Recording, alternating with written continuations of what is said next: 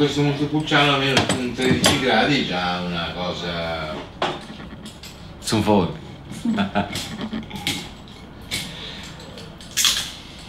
Our first name was DD Sound.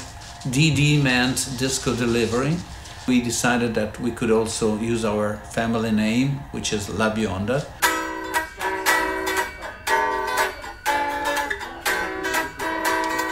My very first experience with disco music was actually in discotheques, because going out in the evening in the clubs, you started listening not to live band anymore, but some DJs playing some music. In about 1975, there was a first private radio in Milan. Before, it was only the state government. We've been working there in the beginning, very enthusiastic. And I was basically listening to Barry White, Isaac Hayes, and Gloria Gaynor, the Philadelphia Sound, Donna Summer. And this was a little bit like the beginning, you know, of realizing about this new music.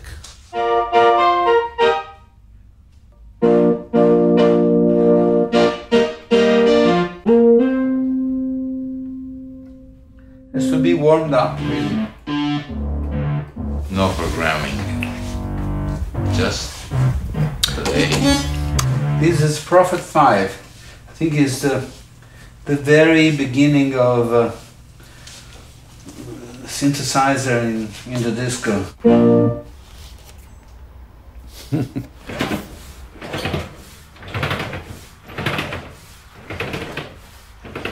Lindrum, this is a piece of history. Okay.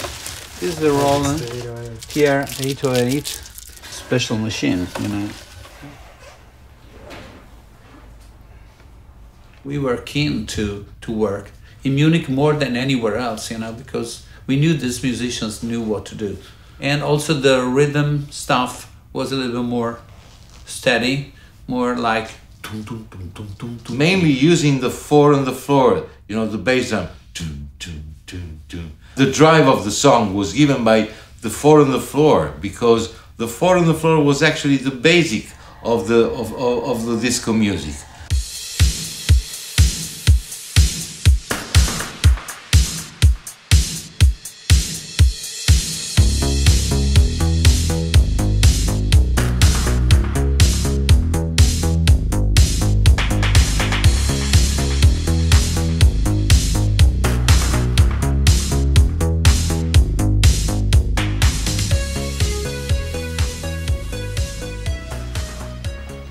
Italian dance music was popular almost in every club, and it became even more popular when the radio started to play this music. It became like a mainstream pop. Most of these DJs started to play Italian dance music in the club because it was like a disco in the 70s, but made with synthesizer and with easy melodies. What I think is the main difference between what was called synth pop in Europe and what was called disco or Italo disco in Italy is that it was made with a rough attitude. The idea was to make a track and release it. You know, Germany was one of the most important countries because there was this label called ZYX that created the name Italo Disco, actually, and the boot, you know, the Italian boot mix. It was a very simple but effective way. We never thought that this music was going to be called Italo Disco because we were producing dance music in those days, disco. This is me 28 years ago. There is a lot of nostalgia for the music of the past. There is an interest in Chicago's house from the 80s, Detroit techno from the 80s, Italo disco from the 80s, and also psychedelic music from the 60s or krautrock from the 70s. Everybody's looking back to find inspiration and to find something to to add to the music they produce now.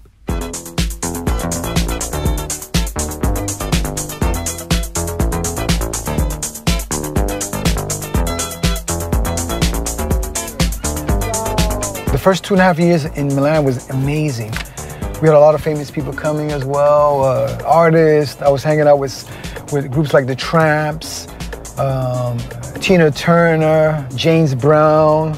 They all came and performed, you know, live. It was little bit of New York coming to Milan in 1980, so it was an amazing time. This is a very famous hotel where Madonna came here to do her like a version video in the 80s. I brought her to my club. This is the famous Studio 54 Milan. Where is it? It's gonna see it right here. Look at this big structure. I'm gonna stop right in front of here a minute, just real quick. Yeah. This is it right here. You wanna come out for a minute? Yeah. All right, come out. All right, I'm gonna just... This was the famous Studio 54. This is where I used to play my music at, right here. This whole structure here. So this is a very historical building. And here you used to have people just in the middle of the street, cars parking here and everything. It was an amazing time. This is like full of people. This is where it all started, man.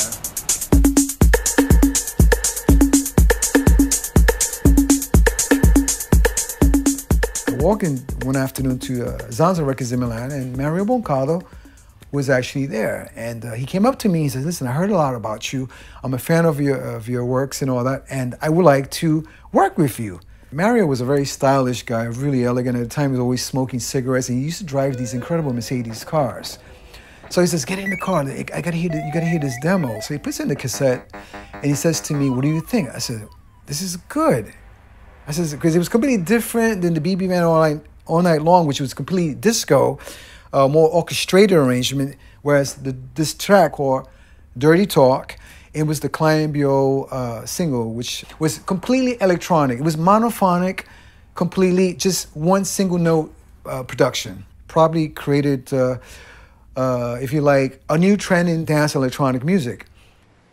In America, people say that we influenced the house music. Our song was that Dirty Talk track, that Cambio, was a track that actually influenced house music. And in Italy, a lot of people will say that I broke house music in Italy. So you have stories on both sides, you know.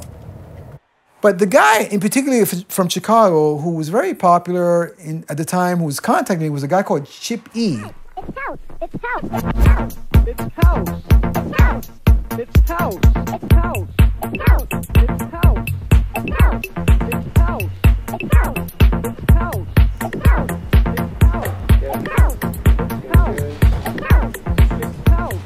It's house. Man, you know, it was kind of like disco, but it was electronic, and it was a new sound, because in Chicago by that time, disco had died out, and we were still hungry for that. We were still hungry for that driving bass line, you know, for that thumping drum, and we were starting to get that with the Italo disco.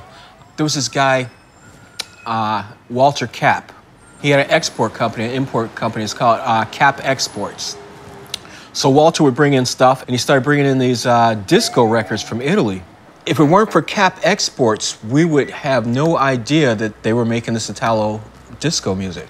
We didn't have the internet. We had no way of knowing what they were doing over there. But fortunately, you know, Walter Cap would go over there, he'd find this music, he'd bring back loads, you know. Not all of it was great. Now, it's not like, you know, everything they recorded was beautiful, but he'd bring back loads, we'd listen through it, you know, we'd have at least a sample of everything, and when we found something that we liked, and when I'm saying we, I'm talking about imports, etc.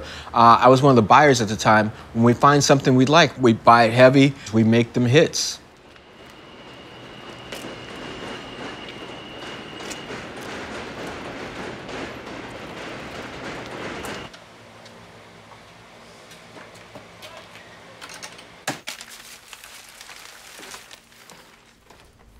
I didn't know it. People thought I moved to Carmine Street because I was around the corner from the Paradise Garage, but I didn't know anything about the Paradise Garage. And on Saturday mornings, people used to come into the shop and ask for records that Larry played. Who's Larry? I don't know who Larry is. And I told my wife, I says, we're selling the wrong thing. I mean, we might love our rock music and our Grateful Dead or whoever we were into at that time, but let's start carrying some of this dance music. And I took a little shop next to the original one, so I had 2 stores next to each other. Made one store all dance music, and things just took off. I mean, it was amazing. And of course, I got to eventually meet Larry Levan at the Paradise Garage and became friends with the people there, and I guess the rest is history. This is a picture of opening day of 60 Carmine Street. This is probably 1987. 52 Carmine Street. This is the staff that was working with me between 1980 and 1985. I started bringing in records from other parts of the world, England especially, Germany, Italy. I discovered a guy out in Long Island. His name was Bob Miller. And Bob Miller had a business called Mail-O-Disc. He used to run a little ad in Billboard. I started buying from him, and if he's watching, I made him a very wealthy man because my store was not geared towards the gay community, but I happened to be in the gay community. They were my biggest customers. I mean, I had guys that would come on a daily basis because we would get stuff every day. And then, even better, I had Larry around the corner. And if Larry latched on to an Italian import, like let's say a Klein and MBO Dirty Talk, I mean, then I was selling them 2 different ways. Gay community, club goers. I mean, a record like that, I can't even imagine how many I sold.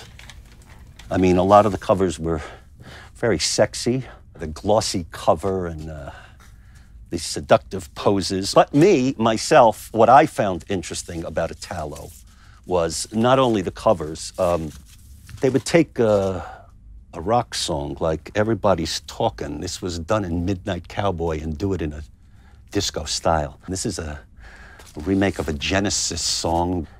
Here's a Pink Floyd, Dark Side of the Moon.